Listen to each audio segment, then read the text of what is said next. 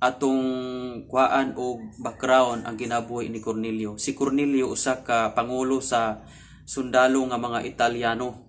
Unya si Cornelio nagsimba sa Dios, reliyoso si Cornelio, ug matud pa sa ang tibuok niyang banay nag-alagad ug nagsimba sa Dios. Og dako og nahimo si Cornelio sa pagtabang sa mga kabus. Grabe kayo ning background ni Cornelio. Unya kanunay siyang nagampo. So sato pa si Cornelio, devoted kayo siya nasa religion o mayo kayo ang iyang kinabuhi, gani tibok ng pamilya nagsimba sa Dios, daghan siya nahimong maayo. Kanunay pud siyang nagampo. Na ang pangutana, luwas ba si Cornelio sa iyang religion? Tungod kay naa sa religion, devoted sa iyang religion? Siguro makayunta nga luwas na gyud si Cornelio. Kaya nga naman na sa religion. Kung basihan nga ang rin makaluwas, si Cornelio maluwas kay naa sa religion.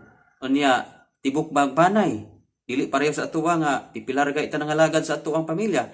Pero lahi si Cornelio, tibuok niyang banay nag-alagad sa Dios, nagsimba sa Dios. Ug dili pa kutob ra diha, kanunay po siya nagampo, dili kay ita makahimo ana, di ba? Nagtabang sa mga kabos. Talagsar po kay nakahimo ni ana. So kung imong tanahon jud ang background ni Cornelio, kayon jud ka nga may kaluwasan ni gyud ni kay nganuman. Grabe ang kinabuhi ni Cornelio, devoted kay sa iyang religion. Pero dinhi nato makita igsuon nga ang religion di gyud ay makaluwas sa tao. Kay nganuman, tan-awa ang Acts o Buhat chapter 11 verse 13 to 14. Dunay gingon diha nga pagsugo og mga tawo dito sa Jopa, ipakuha si Pedro sa verse 14 insa diha, kay aduna siya'y mensahe nga makaluwas nimo ug sa imo panimalay. Now, basaha diha, di ba? Sa to pa, nganong ipakuha pa man si Pedro dito sa Jopa? Kay si Pedro usa ka mensahidor.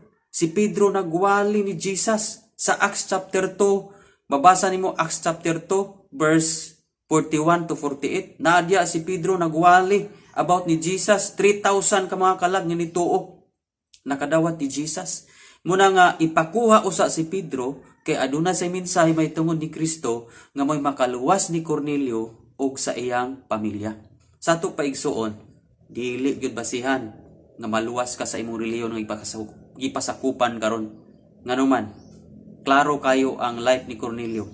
Wa pa say kaluwasan na sa relihiyon. Devoted siya pero wa pay kaluwasan. Gipakuha pa si Pedro kay naay mensahe nga makaluwas niya og sa iyang pamilya. Ang tinuod nga makaluwas si Kristo, dili ang ato ang grupo.